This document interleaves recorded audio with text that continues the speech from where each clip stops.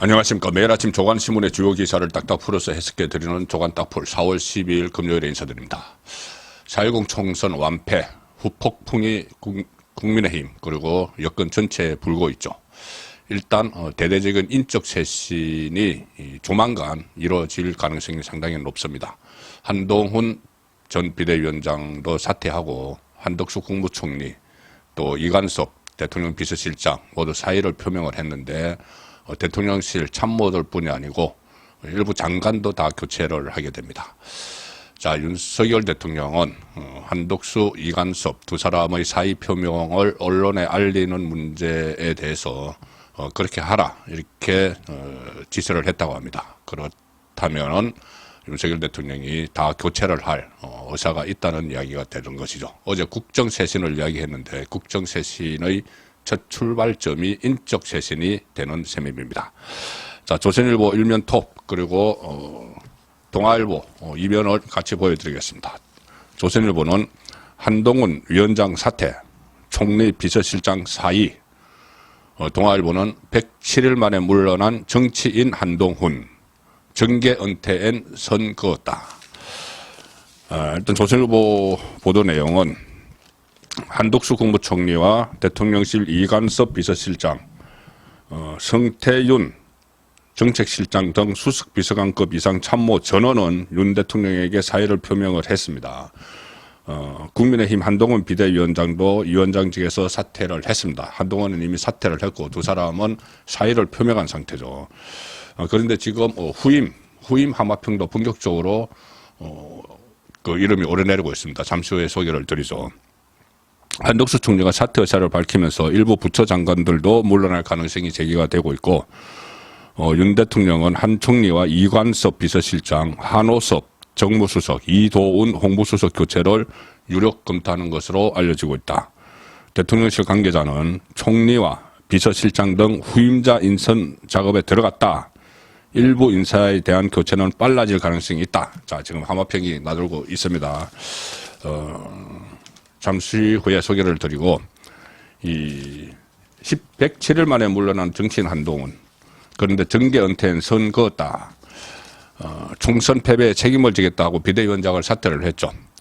그래서 이 평가에 대해서는 두 갈래입니다. 당내에서. 하나는 망해가는 당을 살렸다. 잠시 숨고르게 하는 것이다. 이런 평가가 있고 또 하나는 검사가 피의자 몰아붙이듯 공격 정치 한계를 드러냈다. 이렇게 해서 한동훈 향후 행보에 대해서 당내에서는 의견이 엇갈립니다.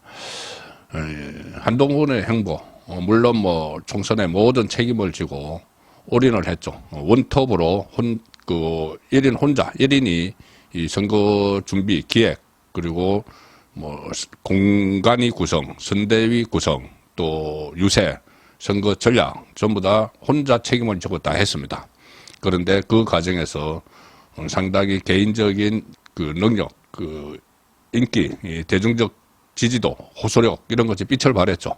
빛을 발했는데 어쨌든 선거 결과는 완패입니다. 그럼 결과에 일단 책임을 지는 모습을 보이고 차츰 좀 시간을 두고 정치를 뭐 정치인이 됐습니다. 그 기왕에 정치를 완전히 끊을 수는 없는 상황이니까 정치를 하되 당분간은 좀 시간을 두는 것이 필요하지 않겠느냐. 제가 후반부에 소개를 드리겠지만은 앞으로 재선거, 보궐선거가 줄을 이을 가능성이 높습니다. 그러면은 다음 재선거나 보궐선거 때 그때 정치권에 들어와서 이번에 불출마해서 배지를 달지 않았으니까는 본격적으로 정치를 하는 방안도 있고 다양한 방법이 있을 겁니다. 한동훈 전 위원장은 당초에는 당에 잔류해서 총선 패배 국면을 수습하려던 방안도 고민을 했었다. 사퇴를 하지 않고 총선 패배한 것을 이제 수습하는 그런 그 역할도 주변에 좀 이야기를 했었다고 합니다. 자, 그런데 민주당에 일당을 내주면 사퇴하는 모양새가 차라리 바람직하다는 일부 참모 의견에 고심 끝에 사퇴로 가닥을 잡았다. 그러니 정치를 안 할 생각은 전혀 없다는 그 이야기죠.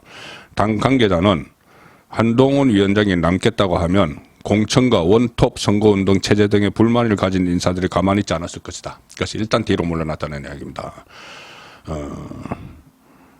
자, 이렇게 되니까 4년 만에 다시 당무 정지 상태에 빠졌는데, 이 4년 만에 다시 보수 괴멸에 가까운 총선 성적표를 받은 국민의힘은 이날 당무 정지 상태에 빠졌는데, 장동혁 사무총장, 그 박정아 수석 대변인, 그리고 비대위원들도 어제 다 함께 물러났습니다. 처음에는 한동훈 위원장이 비대위원들은 아니고 본인만 물러난다고 했는데 어제 다 물러났습니다. 자, 그래서 당헌 단계에 따라서 윤재옥 원내대표가 당대표 권한 대행을 맡아서 새로운 비대위 체제를 준비할 걸로 지금 예상이 됩니다. 그리고 22대 출범 직후 5월 말이죠. 6월이나 7월쯤에 전당대회를 치러야 한다. 이런 의견도 나오고 있습니다. 다양한 의견이 나오고 있는데, 자, 일단 이제 여권의 세 축의 수장이 물러났죠. 세 축은 일단 국무총리, 그 다음에 비서실장, 그 다음에 여당 대표가 되는데, 차례로 하마평을 알아보기 전에, 자, 조선일보 3면 기사 먼저 소개해 드리겠습니다. 참모진 인적 쇄신 나서는 윤, 야당과 소통 강화 가능성도 있다. 자, 그래서 윤 대통령 앞으로 어떻게 할까? 이 문제입니다. 정부 여당 수뇌부가 줄 사퇴를 했는데, 우선 뭐 여러 가지 방안, 대국민 담화를 하는 방안도 지금 거론이 되고 있고, 뭐 야당과 대화에 나서는 그런 모습도 보여야 된다는 이야기도 있고 한데, 우선은 내부의 인적 쇄신이죠. 자, 인적 쇄신에 일단은 초점을 맞추고 있습니다. 정부 여당 수뇌부가 줄사퇴했는데 성태윤 정책실장은 유임될 것 같아. 12월 달에 취임을 했었죠. 그리고 시민사회 수석은 신지호가 거론된다. 신지호 이번에 출마를 했다가 낙선을 했죠.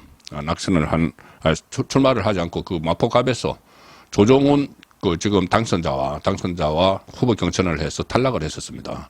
그 신지호 전 의원, 이 방송 패널로 자주 나오죠. 신지호 전 의원이 시민사회 수석으로 거론이 된다. 그리고 또 일부에서는 정무수석으로도 신지호 전 의원이 거론이 되고 있습니다. 여당 일각에서는 민정수석실 부활이 필요하다. 대통령실을 청와대에서 용산으로 옮기면서 민정수석 제도를 폐지를 했죠. 민정수석의 역할이 상당히 많습니다. 실제로는. 일단 민심을 좀 탐색을 하고, 그리고 사정기관과 조율을 해서, 검찰과 조율을 해서 또 기강도 좀 세우고 뭐 이런 역할이 있었는데 그것을 없앴습니다. 그래서 부활을 검토해야 된다, 이런 이야기가 나오고 있고, 특별감찰관, 이것은 계속 이야기가 나왔었죠. 대통령 친인척들을 감시하는, 그리고 제2부속실, 대통령 배우자 일정을 관리하는, 이 신설을 해야 된다 이야기가 계속 나왔는데, 이 총선 전에 했으면은 차라리 좀 여론의 호응을 받았을 텐데, 이제 다시 또 뒤늦게 그 검토를 본격적으로 할 수도 있다, 이런 이야기가 나오는 겁니다. 윤 대통령이 올해 들어 역점을 두고 추진 중인 의료 개혁 등과 관련해서 야당 지도부나 관련 단체 관계자들과 소통을 강화할 가능성도 있다. 일단 총리와 비서실장은 윤 대통령을 설득할 수 있는 정무형 비서실장을 기용해서 거야는 물론 새로 구성될 여당 의원들과 소통을 본격화해야 한다는 의견과 중도형 인사를 기용해 쇄신 의지를 보여야 한다는 견해가 있다. 근데 제가 어제도 말씀드렸지만 정무석이 정말 필요한 것 같습니다. 지금 비서실장과 국무총리가 계속 정책통이 맡아왔죠. 정무적 판단을 해서 윤석열 대통령에게 좀 건의도 하는, 관리 출신보다는 정치인 출신들이 그런 것은 뭐 특장점이 있죠. 그래서 정치인 출신을 이번에 선임을 하는 게 어떤가 예상이 되는데, 자, 먼저 국무총리 누가 거론되는지 동아일보가 취재를 했습니다. 4.10 총선 후폭풍 해서 3면입니다. 동아일보 3면.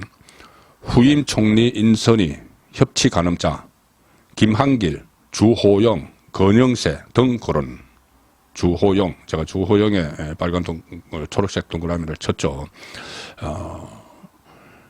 총리 인선은 야당과의 소통 능력에 방점을 둬야 된다. 소통 능력. 192석 그 야의 인준 찬성 여부도 관건이다. 국무총리는 인준 투표를 하죠. 자, 그래서 웬만하면 다 부결시키려고 할 겁니다. 후임 총리로는 여러 가능성이 거론되는 가운데 정무형, 통합형이 이번 인사의 콘셉트로 많이 거론된다. 정무형도 그렇고 통합형을 해야지 인준을 통과할 수가 있다는 이야기입니다. 대통령실 고위 관계자는 총리, 내각 등 인선에서 정무 역량, 대야 소통 여부 등이 인선의 주요한 콘셉트로 작용하게 될 것이다.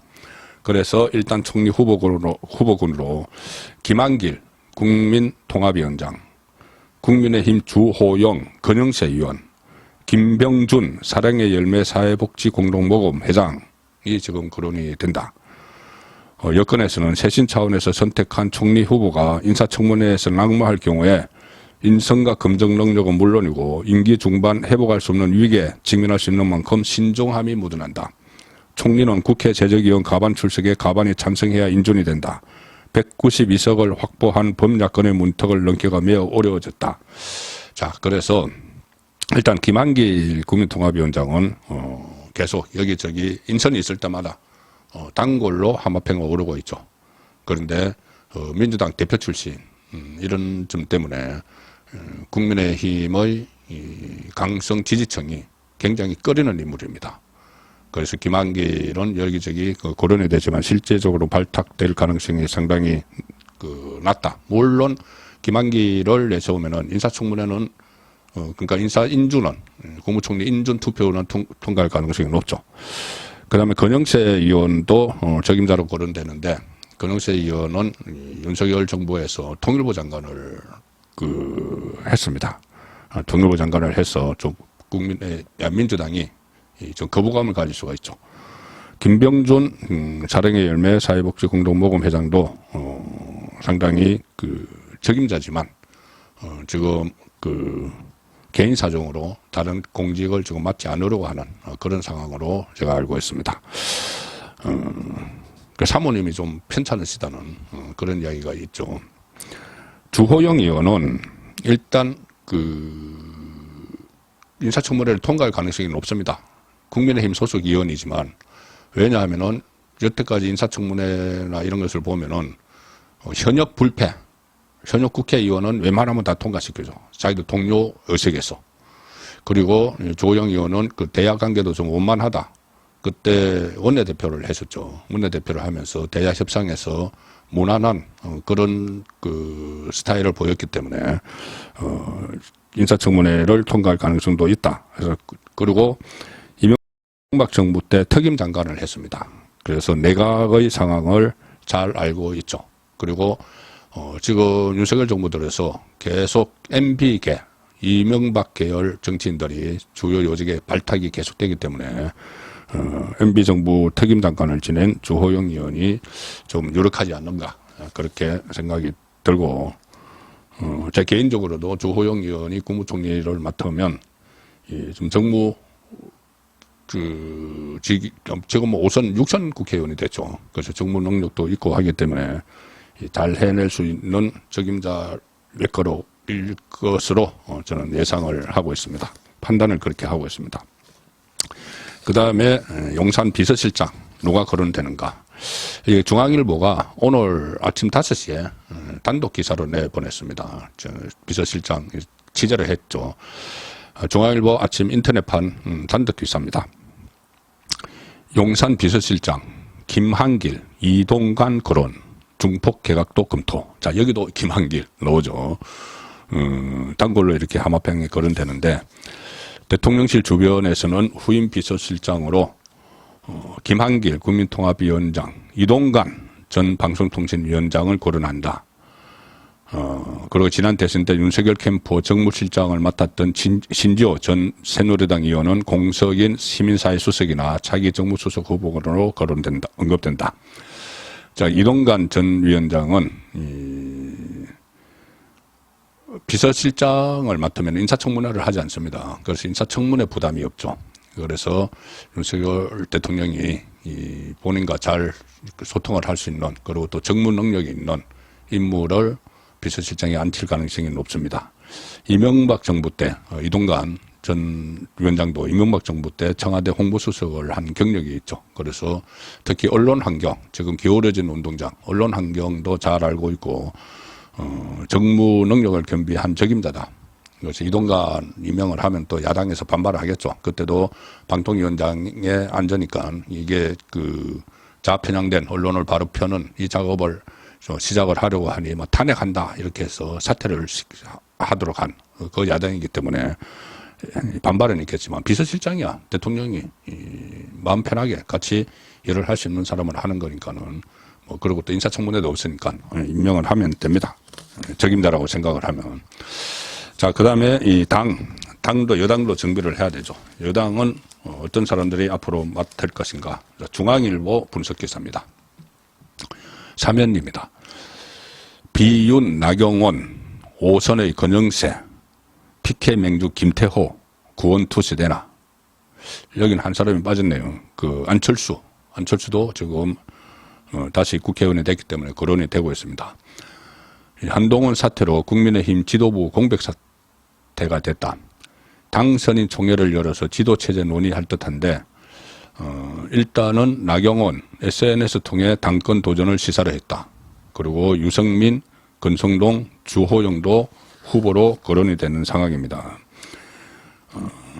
특히 나경원, 안철수 이 두 사람은 작년 3월에 전당대회 때 출마를 하려고 했죠. 근데 친윤계 쪽의 반대로 인해서 결국 뜻을 접었는데 이번에 다시 국회의원 배지를 달았기 때문에 유력한 당권 주자로 다시 급부상하고 있습니다. 특히 나경원 전 원내대표가 당권 도전에 강한 의지를 지금 보이고 있습니다. SNS에 글을 올렸어도 그런 속마음을 내비쳤습니다.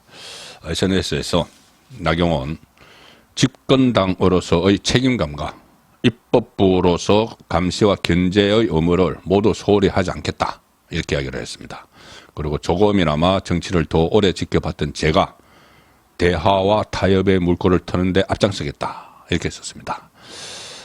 안철수 의원도 SNS에서 국민의 눈높이에서 대한민국의 미래를 열어나가기 위해 미움받을 용기로 감히 건의드리지 않을 수 없다. 이렇게 하면서 정부의 의대 정원 정책의 변화, 건설적인 당정관계 구축을 촉구했기 때문에 안철수 의원도 당권 도전에 뜻이 있다. 이렇게 볼 수가 있습니다. 만약에 이 경선을 하게 되면은 아무래도 나경원 전 의원이 좀 유리하겠죠. 당에 오래 있었던 데다가 안철수 의원보다는. 그리고 그 전에 이준석과 경쟁을 해서 당권 경쟁을 해서 그때 당원 책임당원 투표에서는 이겼습니다. 자, 그래서 앞으로 당원 나경원 체제로 갈 가능성이 높다. 그렇게 예상이 됩니다. 그리고 처음에 말씀드렸지만 앞으로 2년 동안 다음 지방선거 때까지 큰 선거가 없습니다. 그런데 보궐선거, 재선거가 줄줄이 이어질 수가 있습니다. 자, 오늘 동아일보 사회면 기사를 좀 주목을 하셔야 됩니다. 동아일보 사회면은 두 개의 기사가 있는데 위에 거는 민주, 허종식, 김용호 등 돈봉투 의혹 의원 11명 당선이 됐다. 아래는 검경 선거사범 2,000여 명 입건, 당선인 수십 명 기소 가능성. 자, 돈봉투. 지금 수사가 중단이 됐죠. 송영길 돈봉투입니다. 송영길은 이번에 강주 서갑에 옥중 출마해서 17.38% 득표율에서 2위에 올랐죠. 옥중 출마했는데 그 송영길 돈봉투 사건 그 연루 의원이 21명인데 그중에 11명이 당선이 됐습니다. 자, 수사해야죠. 기소도 해야죠. 그래서 벌금형 이상이 나오면은 보궐선거가 치러집니다. 검찰이 선거기간 중단한 21명 수사를 재개를 했다. 이 돈봉투 의혹에 연루된 것으로 의심되는 현역 의원들이 대거 당선됐다. 검찰은 선거운동 기간 중지했던 현역 의원들에 대한 수사를 재개한다는 방침이어서 이들은 사법 리스크를 안고 임기를 시작하게 됐다. 자, 21명 중 11명 당선. 21명 중에 검찰이 이미 강제 수사에 착수한 허종식 인천 동미추홀 갑에 출마에 당선됐습니다. 그때 사무실 주거지 압수수색 당했죠. 그리고 검찰에 피의자 신분으로 출석까지 했었습니다. 그리고 그때 선거운동 해야 된다 이러면서 검찰에 이제 불응한 그때 단체로 검찰 수사를 보이콧했던 사람들이 있죠. 그 중에서 김용호 서울 서대문 을에 당선됐고 검찰이 그 돈봉투를 나눠주는 모임에 참석한 것으로 의심하고 있는 민병덕, 박성준, 안호영, 전용기 민주당 의원들 다 당선됐고, 자, 항우나도 돈봉투 받은 것으로 의심되는 사람인데 이번에 조국 당으로 가서 또 당선이 됐죠. 그래서 이게 지금 수사가 본격화되면 이재명과 조국이 갑자기 돈봉투 때문에 날벼락을 맞을 가능성이 있습니다. 검찰 관계자가 이렇게 이야기했기 때문입니다. 선거 이후 돈봉투 의혹 수사를 신속하게 진행하겠다고 이미 관련 의원들에게 다 말씀드렸고 수사가 지연되지 않도록 최선을 다하겠다. 검찰이 재판에 넘겨서 금고 이상의 형이 확정되면 의원직을 잃게 되기 때문에 바짝 긴장을 안 할 수가 없죠. 법조계 관계자는 검찰 수사가 확대된다면 민주당과 조국 혁신당에 큰 부담이 될 것이다. 자, 이렇게 이야기를 하고 있습니다. 그리고 검찰과 경찰이 4.10 총선 관련해서 2,000명 안팎을 공직선거법 위반 혐의로 입건하고 수사 중인데 법조계에서는 선거가 가열되면서 여야 간 상호 비방, 고소 고발이 난무했던 만큼 수십 명의 당선인이 재판을 받을 수 있다. 당선인 중 일부는 이미 수사가 진행 중입니다. 양문석 같은 이런 사람들이죠. 법조계에서는 선관위 고발과 검경 수사가 이어질 경우 21대 총선처럼 수십 명의 당선인이 기소될 가능성이 있다. 21대 총선 당시 이 공직선거법 위반 혐의로 재판에 넘겨진 당선인은 27명. 그래서 대검 관계자는 선거 사건은 공소시효가 6개월이죠. 짧으니까 경찰, 선관위 등 유관기관과 지속적으로 협력해서 수사에 만전을 기하겠다. 이렇게 밝혔기 때문에 앞으로 재보궐선거가 쏟아질 가능성이 상당히 높습니다. 4월 12일 금요일에 보내드린 조간 딱풀이었습니다.